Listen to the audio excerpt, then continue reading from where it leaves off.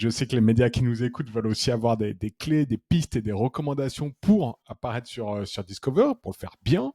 Et donc, j'ai la personne parfaite au micro de Media Moula aujourd'hui pour faire ça. Quelles sont tes recommandations concrètes pour les médias qui souhaitent profiter et percer sur Discover? Bah, non, non. En fait, il faut arriver à comprendre que sur Discover, comme c'est des flux personnalisés, on fonctionne en cohorte, c'est-à-dire qu'on est des petits groupes qui ont des centres d'intérêt similaires, qui correspondent et qui évoluent dans le temps en fonction d'une certaine actualité. Donc, typiquement, voilà, en ce moment, ce qui va bien fonctionner sur Discover, c'est la partie jardinage. C'est le printemps, les gens commencent le week-end, voilà. Et donc, on doit suivre ce qu'on appelle des topics et on doit être connecté non pas finalement à l'information, mais au topic. Et un topic, c'est printemps, jardinage. Voilà. Printemps, on prépare les vacances. Donc tous ces sujets-là, on sait qu'ils vont performer sur Discover parce que ils représentent un centre d'intérêt pour les personnes. Et le plus dur finalement sur Discover, alors il y a quand on est un média en général, c'est d'arriver à suivre ces centres d'intérêt-là. C'est-à-dire qu'on doit être connecté à son audience. Que veut lire mon audience aujourd'hui en dehors de l'actualité? Quels sont ces centres d'intérêt? Je prends typiquement voilà, les étudiants, Parcoursup, il y a de l'actualité, mais tout autour de ça, on a un topic éducation qui est très fort. Donc, quelle formation je vais faire plus tard, voilà, tous ces sujets-là qui ne sont pas nécessairement liés à une actualité ultra chaude, mais qui correspondent à une tendance et un intérêt. Par exemple, typiquement, le logement étudiant, bah, au mois d'août et au mois de septembre et octobre, c'est central. Il y a quelques actualités, mais le concept de trouver un logement pour un étudiant, tous ces sujets-là vont performer très fortement sur Discover.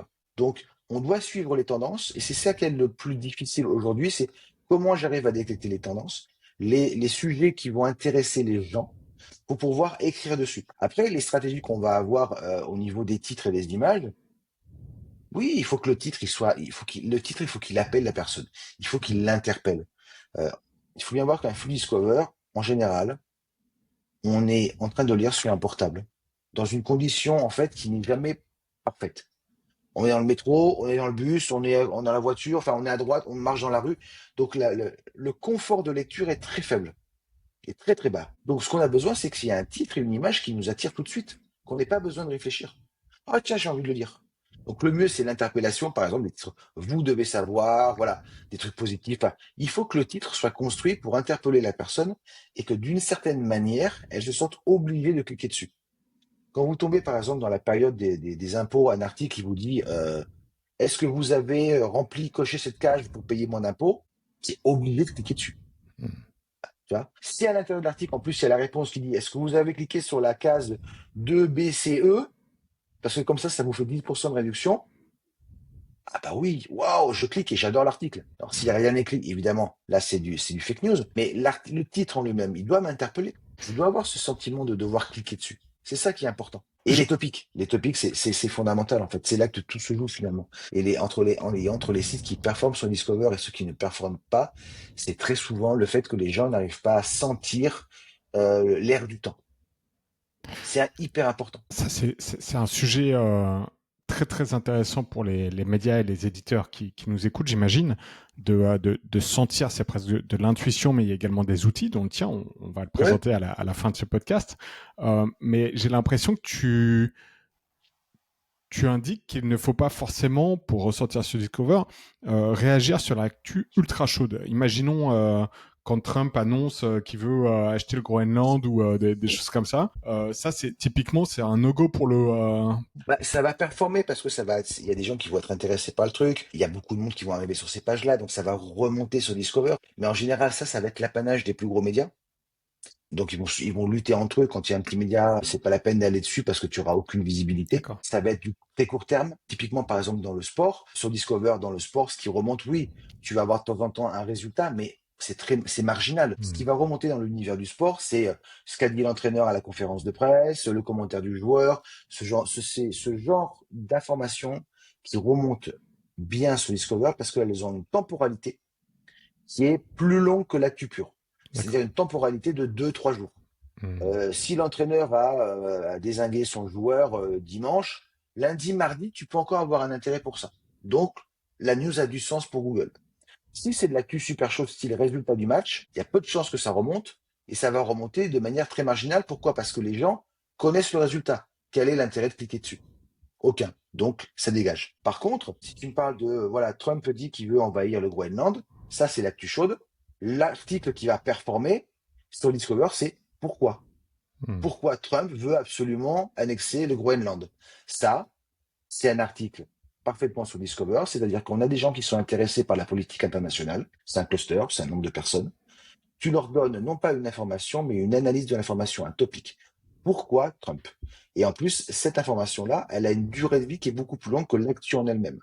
Et là, ça a du sens d'être sur Discover. Donc, ce qui est bien au niveau des médias, et ils ont tendance à le faire de plus en plus parce qu'ils ont compris que ça fonctionnait aussi comme ça, c'est que l'actu chaude, ok, on y va parce qu'on doit la faire, mais là où ça a du sens d'être visible sur Discover, c'est sur interprétation, analyse, et tous les éléments qui te orientation politique, tout ce que tu as envie, pour être visible sur une période un peu plus longue sur Discover, sur le flux Discover des gens. C'est ça qui va être intéressant. Le pourquoi, le comment, le qui, voilà. Toutes ces questions ont déjà beaucoup plus de sens. Donc concrètement, si on prend un journal comme Le Monde, par exemple, qui va traiter l'actu, on va encore reprendre l'exemple de Trump et du Groenland. Est-ce que Le Monde va créer deux articles, un pour vraiment son édito classique et un pour Discover, ou est-ce qu'il va essayer de Non, ça va être le même. la même? Ça va être le même. Sauf que dans le titre, on va commencer à jouer un petit peu avec le titre. Est-ce qu'il est possible de faire du split test de titres ou d'images dans Discover? Non, quand c'est lancé, c'est lancé. On peut modifier, mais ça marche pas des masses, en fait. Parce que le temps de prise en compte, des fois, peut être très lent et pas automatique. Par contre, ce qu'on fait, c'est on a différentes manières, alors ce serait rentrer dans les détails techniques, mais tu peux présenter plusieurs titres à Google et Google choisit après à l'intérieur plus ou moins. Entre title, H1, Open Graph, voilà. Il y a manière de faire des petites choses là-dedans pour essayer de tester des choses et présenter certains contenus aux utilisateurs, d'autres à Google, ce qui permet un petit peu de faire des équilibres. Euh, mais non, aujourd'hui, finalement, ce qui compte pour les médias, c'est ils savent que l'actu chaude, il faut la faire, mais après, le pourquoi, du comment, l'analyse, ce qui en soit hyper intéressant de leur point de vue, c'est sur ces articles-là qui vont performer sur Discover, sachant que voilà, au niveau du titre, il faudra faire des compromis. Est-ce que tu as une checklist ou certains éléments qui permettent un peu de valider si un article est Discover est Friendly, on pertinent dit. pour... Ouais. Pardon? Discover Friendly. Ouais, c'est ça. Nombre de mots, titraille, image, poids de l'image, C'est etc., etc. bon, alors il faut déjà avoir des pages qui soient ultra rapides. Hein, ça c'est un peu la base aujourd'hui. On est quand même sur mobile avec des critères de la part de Google qui sont alors pas intégralement, mais quand même en grande partie sur une vision mondiale des connexions mobiles, qui est donc plus de 3 à 4G que de 4 à 5 comme nous. Hmm. Donc ce qui veut dire que quand tu es en 3G, 4G, il faut vraiment que ce soit rapide, sinon l'affichage est mauvais. Donc c'est vrai que la visibilité d'un site dépend en grande partie de ça. C'est que ça, c'est clair. Ensuite, tu dois montrer ce qu'on appelle le EAT, hein, c'est les grands classiques. Il faut avoir des auteurs, des pages de contact. Voilà. C'est tout un univers où tu dois en fait te présenter comme média, comme éditeur de site, de la manière la plus transparente possible et la plus crédible possible. Il y a du faux à l'intérieur, évidemment, mais l'idée, c'est de communiquer sur un message, d'assumer qui on est et d'assumer ce qu'on publie. Et après, au niveau des articles, oui, les articles trop longs ont tendance à sous-performer par rapport à des articles plus courts, tout simplement parce qu'en fait, Google analyse le comportement de l'utilisateur sur l'article. Quand l'article il est trop long, en fait, la grande majorité ne va pas le lire en entier. Tout simplement parce qu'on est sur mobile et qu'on est dans une position inconfortable à la lecture. Donc, des articles de 4, 5, 6 000 mots ne sont pas lus sur mobile. Donc, l'expérience utilisateur qui est mesurée par Google est négative. Donc, Google se dira, mauvaise expérience utilisateur, je ne le mets pas sur Discover. A contrario, des articles plus courts, 500, 600 mots, qui ont donc un temps de lecture global de 2 minutes, 2 minutes 30, sont parfaits pour l'expérience utilisateur. Ce que j'explique en général, c'est que la longueur d'un article doit correspondre à une station de métro parisienne. Parce que finalement, c'est le moment où je vais pouvoir lire mon article, parce que quand je m'arrête à la station suivante, ça rentre, ça sort, je suis bousculé, je perds le fil de la lecture. Tu vois? C'est ça qui est important. Aujourd'hui, les modes de consommation de l'information ont énormément évolué. Il y a encore je vais pas dire les années, il y a encore un certain laps de temps, quand j'étais étudiant à Paris, dans le métro, les gens avaient un journal. Ils ouvraient le journal dans le métro. Tu vois. Tu rentrais dans le métro, tu avais les trois quarts des gens avec un journal ouvert. Et tu avais le même bordel, hein. Ça s'arrêtait, ils devaient le fermer, se relever. Enfin, c'était l'enfer, tu vois. Alors, un journal, c'était quand même plus relou à gérer. Aujourd'hui, c'est un téléphone à la place. Mais cet inconfort reste le même. Donc déjà, à cette époque-là, en fait, quand on était sur un univers presse papier, on avait déjà cette notion de faire des articles courts, des articles longs. Tu vois, c'était aujourd'hui exactement le même cas sur mobile. Le comportement, en fait, au niveau de la presse n'ont pas réellement évolué. C'est le support qui a évolué. Et sauf qu'on oublie un peu comment il était la presse avant. On a tendance à idéaliser totalement ce qu'était la presse avant. Elle n'a pas changé fondamentalement. C'est faux de dire ça. Tu vois. Quand tu accompagnes un média, tu recommandes quel volume d'articles? Parce que j'imagine que c'est un peu. Je vais reformuler. Est-ce que la stratégie, c'est un peu on balance à fond du volume en espérant qu'il y ait un article qui ressorte, ou est-ce que tu préconises plus une approche on essaye de comprendre ce qui Tiens, fonctionne tiens, et on cible? non, je suis plutôt dans celle-là, mais je prends toujours un peu c'est une métaphore qui est pas la plus intelligente, mais qui graphiquement fonctionne bien. C'est si tu mets un aveugle dans un stand de tir avec une Kalachnikov, il va tirer dans tous les sens. Ouais, la cible, il va la toucher deux, trois fois, quoi, tu vois. Mais bon, bref, à la fin, il aura tué 20 personnes, dépensé un nombre de balles complètement hallucinante. Est-ce que c'est rentable? Oui, non, ça dépend des strats. Moi, je suis plutôt en mode sniper, j'arrive, je rentre, je cible, je tire, et je touche. Je suis plus dans cette mentalité-là pour une raison assez simple.